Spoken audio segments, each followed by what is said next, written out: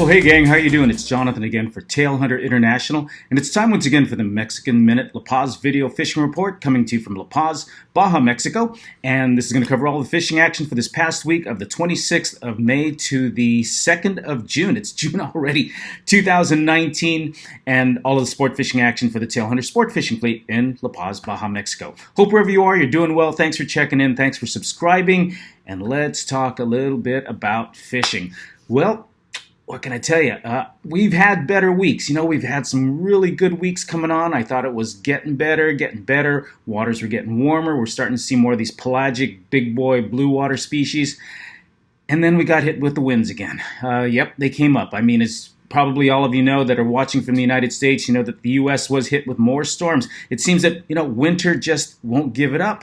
As the storms hit the U.S., well, it affects us down here, as I say so often. It creates a lot of different wind patterns. The winds were very, very erratic this past week, sometimes in the morning, sometimes in the afternoon, sometimes from the east, sometimes from the west, sometimes from the north. Sometimes during the day it would change several different times. Right now you can see the trees behind me on the beach, and this is about 1 o'clock in the afternoon, and it's still blowing out there. I can see some little white caps out in the bay. We do have people fishing out there. It wasn't unfishable. It just wasn't, well, it wasn't as flat as it normally is this time of year, and it wasn't as comfortable as it normally is. All of us here in La Paz are, and even the clients that we have down here right now are all commenting about really how pleasant it is. The sun's out, you know, it's about 88, 89 degrees, evening temperatures in the low 70s.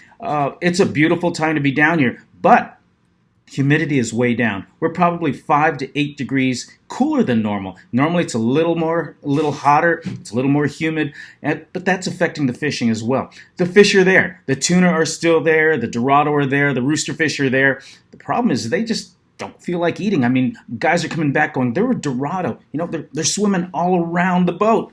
And we couldn't get them to eat, or maybe one out of a whole school wants to eat. You know, we got them going. Here comes the bait. Here comes a big dorado and another one swimming around, and they're just, you know, not interested. Tuna boiling around the boat around Suralvo Island.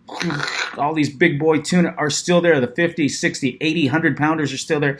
But they weren't real interested in eating, or they'd eat the baits, had no interest at all in the bait that's on the hook. So my fishing report this week is going to be a little bit off from what it normally is. Certainly not as many photos. The big fish that we did hook, well, you know, we hooked them. They didn't really get to the boat. Most of them are lost. A lot of folks who've never been, or they want the big fish, but most folks aren't ready to be fighting a fish for, you know, half an hour, 2 hours in that sun with the rod bending and the line screaming. The fish has it all in its favor. There's rocks there. The fish has got, you know, they're all muscled up. They're all yoked out, and most folks can't handle that. Lines break, lines pull. They have fun. Folks are certainly having fun, but the big fish, not so many to show you this coming week. If you were looking for action, there was no shortage of that. It's not that people didn't catch fish. Folks caught fish. They had a good time. It's just that the big ones weren't around. The blue water species. We didn't see any marlin this week. We had a couple of wahoo hookups, but not as many as the previous weeks. Tuna, I think we only got 1 or 2 to the boat. We lost another couple of them. Also the dorado. We got a few here and there, but certainly not what we would have expected for this time of the year. Inshore fishing, all you wanted. You know, if you just wanted to have fun, wanted to bring the family out, you want to catch some pargo, cabrilla, some jack crevalle. There were tons of bonito this week. There was no shortage of action. As one of our guys said, you know, I think I caught about 100 bonito this week. I'm worn out. Nothing you really want to keep. There's some white bonito that you're certainly are equivalent to small tuna, but you know, you're fighting fish all day and really not much to put inside of the fish box to go home or to eat that evening. So a lot of action. Everybody caught fish. Everybody came home with fish. Just a little disappointing because it was a little rough out there and not as many of those big trophy fish that a lot of folks come down for this time of year. But we're just starting out. This is just the beginning of the season. Things are going to get better. Next week, it looks like we're going to warm up a little bit. It looks like the winds are going to die down just a bit. If it just calms down further north of us, I think we're going to be okay. So anyway, that's going to wrap it up for our Mexican Minute La Paz Video Fishing Report for the 26th of May to the 2nd of June.